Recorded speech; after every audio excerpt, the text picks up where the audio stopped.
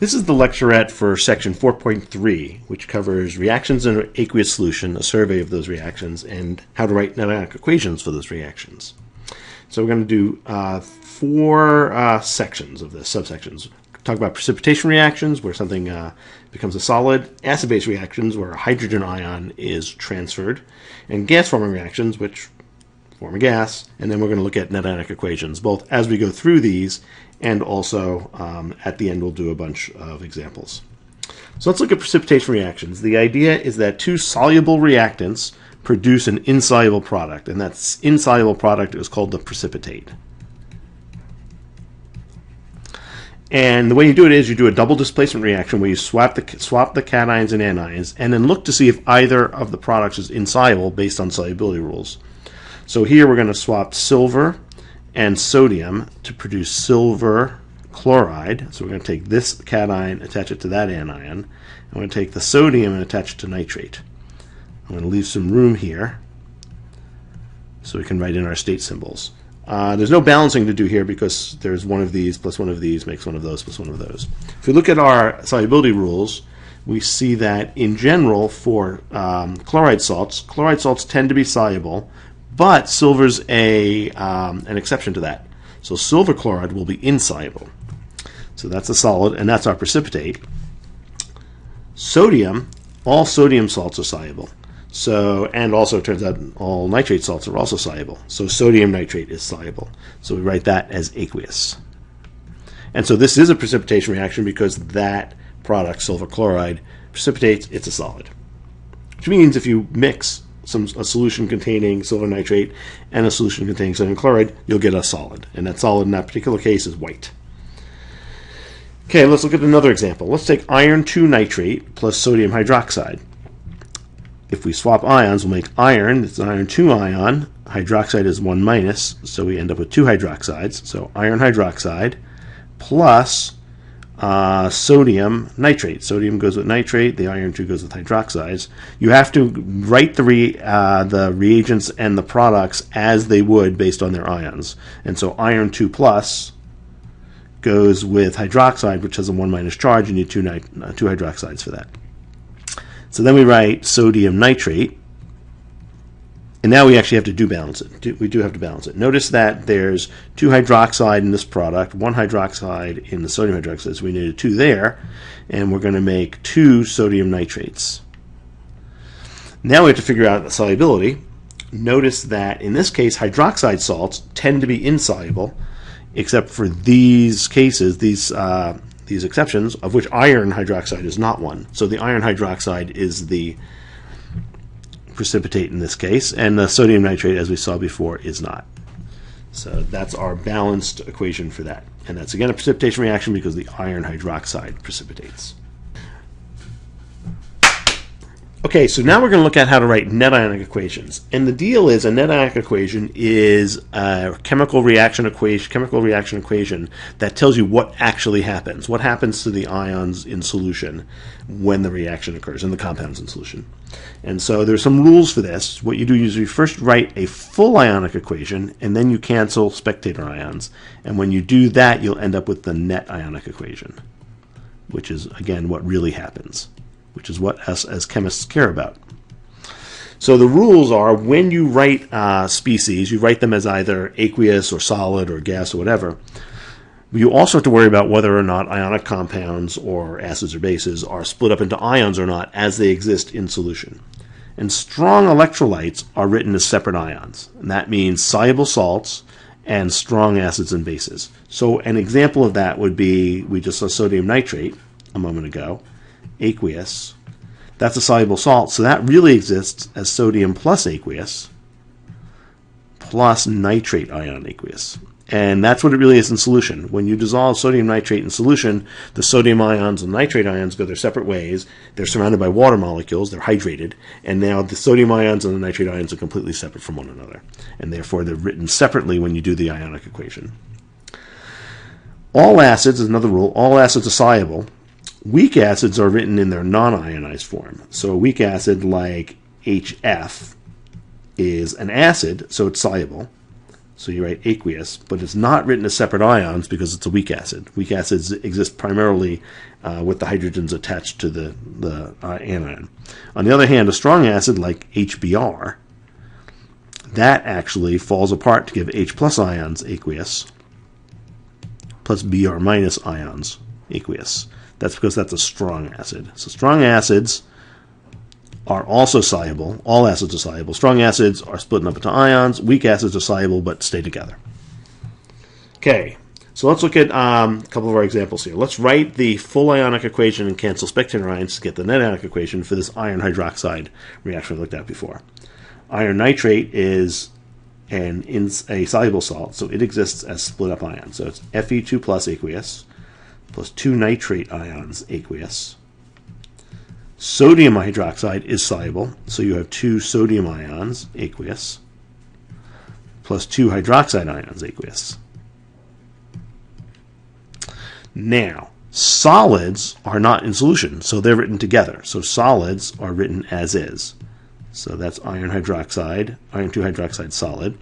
And then sodium nitrate is a soluble salt, so that's written as 2Na plus aqueous, plus 2 nitrate ions aqueous.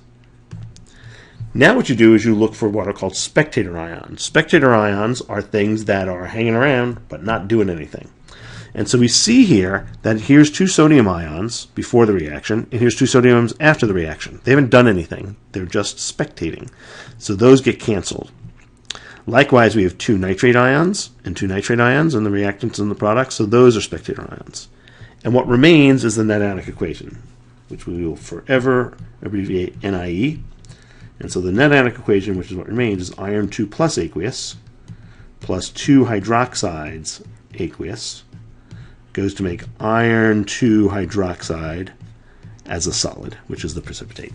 So that's the net ionic equation. So, for example, if you had iron 2 chloride here, it wouldn't have made any difference in the net ionic equation because the anion that's attached to the iron doesn't matter. So that's the reaction that actually occurs. Iron ions in solution meet up with hydroxide ions in solution, and they make this solid. Now let's look at some strong acids and or some common acids and bases. There are 6 common strong acids, and you should memorize all of these. These other ones you should be familiar with. The deal is there are only 6 strong acids, so any other acids you encounter are weak acids by definition, because only 6 acids are strong, so everything else is that. So remember, these acids will be written separate in solution. So in solution, for example, nitric acid will be written as H plus and NO3 minus, both aqueous. Whereas these acids are not strong acids, they'll be written together. So phosphoric acid, for example, will be written H3PO4 aqueous. And these are aqueous, of course. Now notice people will often think that phosphoric acid, H3PO4, should be insoluble because if you go back to the solubility chart, phosphates tend to be insoluble. But that's not true for acids. All acids are soluble. So that's soluble. These are strong bases, which all strong bases donate OH ions, hydroxide ions. And these are weak bases, which we'll see in motion in a moment. Okay. Acids and bases of the weak variety make what are called conjugate pairs. And a conjugate pair is a pair of species where one has a hydrogen and one's lost a hydrogen. So let's look at ammonium ion here. That's a weak acid. If it loses a hydrogen, ion minus an H plus, it loses one hydrogen, so it's NH3, and it loses the positive charge, it becomes NH3. If NH3 gains an H plus, it then becomes NH4 plus. So those two are linked, are related by gaining or losing an H plus. The thing with the H plus is the weak acid. The thing losing the H plus is the weak base. Sometimes you have more than one hydrogen. So, for example, for phosphoric acid, the 3 minus charge means that that can gain 3 hydrogens. So phosphate ion can gain 3 H plus, gain 3 H plus to make phosphoric acid, and phosphoric acid can lose 3 hydrogens. And the number of hydrogens that can be lost from an acid are generally written at the front. Okay, so because many of these weak bases are anions, they can be part of salts that contain them. So for example, carbonate ion is a weak base, and so sodium carbonate is, or contains, a weak base, CO3 2-. So when you're looking to see if a reaction will be an acid-base reaction, you have to search soluble or even insoluble ionic compounds. You need to search ionic compounds to see if there are acidic anions search for whether or not there are basic cations or acidic anions. And the only real acidic cation you'll encounter is ammonium ion. So ammonium ion, of course, can lose an H+, as we just saw, to make NH3. So cation that can lose an H+, will make it an acid, because acids, that's what acids do. So ammonium is an acid. So if that was part of a salt, NH4Cl, when that went in solution, it would make NH4 plus Cl minus in solution, and that could act as an acid if there was a base there. Okay, acid-base reactions are reactions where the acid transfers an H+ ion to the base. An H+ ion, by the way, is just a proton. Because remember, a hydrogen atom has a single proton, an electron cloud with one electron. If you take away that electron, all you're left with is the proton. So an acid-base reaction is to transfer a proton from the acid to the base. So here we have HF, which is a weak acid, NH3, which is a weak base. That H+ gets transferred from the HF to the NH3. So the acid loses the hydrogen and a positive charge. The base gains a hydrogen and a positive charge. So what you're left with is F-, which will be soluble, and NH4 with a plus charge. The F is F- because it's lost, the HF has lost a positive charge, so it ends up with a negative charge. The NH3 has gained a positive charge, so it makes NH4+. And so those are the products of that reaction. Remember also that anions, as we said before, can be salts. Anions of salts can be bases. So in this case, you have Na+, but you also have CH3CO2-. That is a weak base. So here, HCN is an acid. It's going to lose an H+, and that H+ is going to go on to that acetate ion.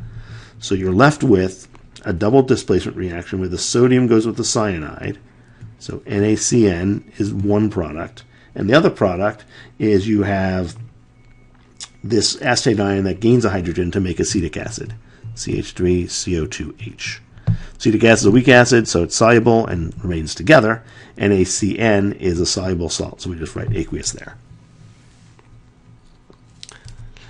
So when you have a strong bases always use OH- ions. And so what happens is in a strong base reaction between any acid and a strong base, the acid donates an H+ to the OH-, and those go to make water.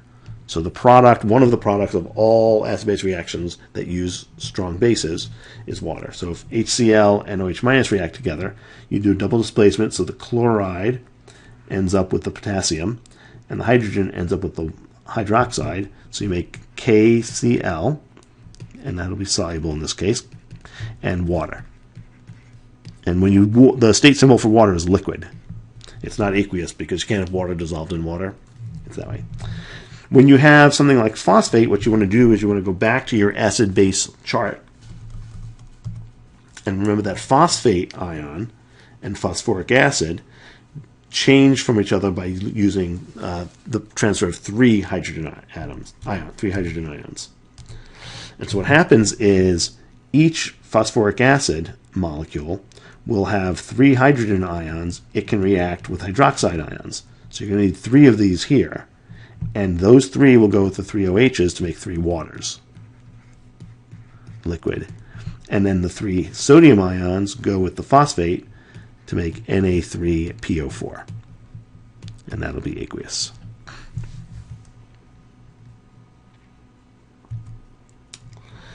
When you have a strong acid and a strong base, it's the same thing. A strong acid, HCl, reacts with potassium hydroxide, which will go to make the Cl and the potassium to go together, the hydrogen and the hydroxide to go together, so you make KCl plus water. that's aqueous, and that's liquid. Let's take a moment and look at the Netionic equation for that. HCl is a strong acid, so it's written as H plus Cl minus, both aqueous. KOH is soluble, it's a soluble salt, so it's K plus aqueous plus hydroxide ion aqueous. That goes to make KCl, which is K plus aqueous plus Cl minus aqueous plus water, liquid. Our spectator ions then are chloride ion and potassium ion. So the Netionic equation is H plus aqueous plus OH minus aqueous goes to make water. And it turns out that that's the NIE, the Netionic equation, for all strong acid, strong base reactions. That is, all reactions of any strong acid and any strong base together will always have the same Netionic equation of H plus OH minus goes to make water.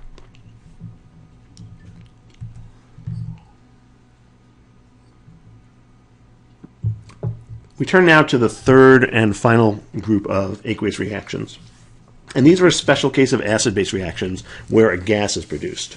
And an example is that carbonates are salts that contain CO3 2- carbonate ion.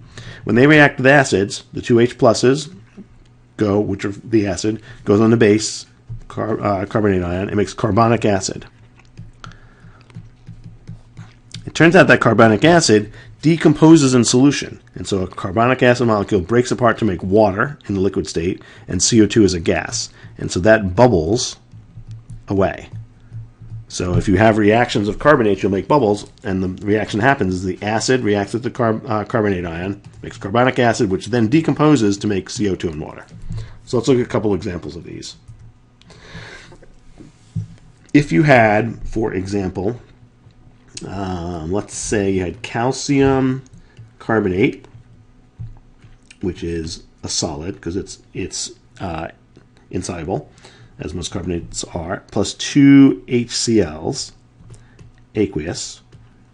What will happen is those will go to make calcium chloride, which will be aqueous, and then the two hydrogens will react with the carbonate to make carbonic acid, but that's going to break up to make water and CO2 gas. So carbonates are one of 3 gas-forming reactions you should know. The second one is sulfites. Sulfites are just like carbonates, where the sulfite ion will go to make water. When it reacts to 2 H pluses, will go to make water and sulfur dioxide gas. And sulfides, so an example of a sulfate, by the way, would be like magnesium sulfite. An example of a sulfide would be magnesium sulfide, the S2- ion. And so 2 hydrogen ions react with a sulfide to make H2S gas, hydrogen sulfide gas, which then becomes a gas and bubbles away. So the difference between the sulfide reaction is it doesn't depend on any decomposition reaction as the sulfites and the carbonates do, but you still make a gas phase product. So let's figure some of these out here. HCl plus sodium carbonate. What will happen is HCl, you're going to need 2 hydrogens for the carbonate, so you need a 2 here. So you're going to make H2 CO3. What the hell's going on here? Aqueous. Plus, the chlorides go with the sodium, so you make 2 sodium chlorides. Aqueous. Now notice that then actually breaks up into water as a liquid and CO2 as a gas. So we'll cross that out. Nitric acid reacts with potassium sulfite, and so what will happen is 2 hydrogens are needed to react with the sulfite ion, so you need 2 HNO3s. So what's going to happen is you're going to make H2SO3, which breaks apart into H2O liquid, plus SO2 gas, plus 2 moles of potassium and nitrate going together, so 2 KNO3s, aqueous. HCl and calcium sulfide is going to be a case where, again, the sulfide needs 2 hydrogens, so we can use 2 HCl's. So our first product is going to be H2S, which was hydrogen sulfide gas, so we'll do that as a gas. And then the chlorides go with the calcium, and you have 2 chlorides and 1 calcium, so you make the proper salt CaCl2, and that's aqueous. Let's go ahead and write the net ion equation for this last one here. The rule is strong acids exist as separate ions. Solids, things that are insoluble, exist as is. Gases will be gases, and a soluble salt will be broken apart. So the 2HCl is going to give 2H plus aqueous plus 2Cl minus aqueous plus the calcium sulfide, which exists as is in the solid state. That's going to make H2S gas. So that is written as is because it's a molecular compound and it's a gas. Plus Ca2 plus aqueous plus 2Cl minus aqueous. And now you look for spectator ions. It turns out the only spectator ion here is the chloride. So you cross that out, and then the net ion equation is 2H plus aqueous plus CaS solid goes to make H2S gas plus Ca2 plus aqueous. That's the net ion equation for that. So in a way, this is also a dissolution reaction because the H plus, the acid, is dissolving the calcium sulfide. Okay, so we're going to review this and then go ahead and do a few examples. So strong electrolytes are written as separate ions. That means soluble salts and strong acids and bases. All acids are soluble, whether they are strong or weak, and insoluble salts and molecular compounds are written as the full compound, intact. So a procedure for this is identify what kind of reaction it is. So up until now we've been saying whether it's an acid or base or precipitation or gas forming, but you'll be able to actually predict what kind of reaction happens by examining the reactants and predicting the products. So the first thing is to do a double displacement reaction with your reactants. Identify any precipitates to see if it's a precipitation reaction. Identify if an acid and a base is present. They both have to be present there for an acid-base reaction. Remember to look for basic anions, like carbonate is the one we did, and also look for gas-forming reactions and then make the appropriate gas-forming products. Then you write the full ionic equation, cancel spectator ions, and give the net ionic equation. So let's do a few of these. Potassium carbonate and strontium chloride. So we'll do our double displacement reaction. So the potassium is going to end up with the chloride and the strontium is going to end up with the carbonate. So I'll write strontium carbonate, and then we're going to write potassium chloride. The formula for potassium chloride is KCl, and now we'll balance. There are 2 potassiums and 2 chlorides, so we'll put a 2 there, and I think that does it. So next we have to decide what state these are in. So potassium carbonate, if you look at a solubility table, is soluble, so that's aqueous. We'll get back there. Strontium chloride is also soluble because soluble chlorides are generally soluble. Strontium carbonate, however, is insoluble because carbonate salts are generally insoluble, and KCl is soluble. So this is a precipitation reaction because strontium carbonate is being formed. So if we write the full ionic equation, we have 2 K plus aqueous plus CO3 2 minus aqueous plus SR2 plus aqueous plus 2Cl minus aqueous goes to make strontium carbonate. Because that's an insoluble salt, it's written together, plus 2K plus aqueous plus 2Cl minus aqueous. And so the spectator ions are going to be the 2K plus and the 2Cl minus. So the net ionic equation is going to be, I'll put the cation first. You don't have to, but I will. Strontium ion plus carbonate ion goes to make strontium carbonate. So in this case, the 2 ions that were going to react together were in solution before they came together to make the solid. So that's the net ionic equation for that one. Let's look at sodium acetate and HCl. So if we do double displacement, the sodium is going to end up on the Cl, the H is going to end up on the acetate to make acetic acid. So we're going to make CH3CO2H. That's acetic acid, which is a weak acid. So right now I'll go ahead and say it's aqueous. Plus hydrogen, sodium and chlorine makes sodium chloride. We know that's soluble. HCl is soluble because it's an acid. All of those are soluble. Sodium salts, as in sodium acetate, are all soluble. And so that's the balanced equation. And so we can write the full ionic equation, Na plus aqueous, because this is a salt that's soluble, it breaks up into ions, plus acetate ion, aqueous. HCl is a strong acid, so it makes H plus aqueous, plus Cl minus aqueous. That goes to make acetic acid. Acetic acid is an acid, so it's got to be soluble. But because it's a weak acid, it remains together. So it's not separated by ions because it's a weak acid. NaCl is a soluble salt, so it is written separately. Okay, so that's the full ionic equation. Now we look for spectator ions. Sodium's a spectator ion, and chloride's a spectator ion. And so our reaction is H plus aqueous plus acetate ion aqueous goes to make acetic acid. So only the acid-base step is the thing that actually occurs in that reaction.